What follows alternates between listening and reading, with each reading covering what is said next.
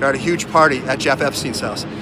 I know I've said it for 2.5 years. I know I've said DynCorp and Feinberg, Steve Feinberg, but Ehud Barak is the one who put in Schumer into his seat in Brooklyn.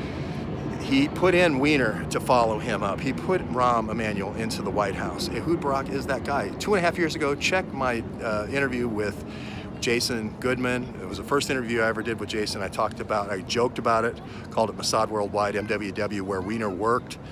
I made all these connections 2.5 years ago, and I think it's worth repeating. Now, Thomas Paine, Michael Moore is out with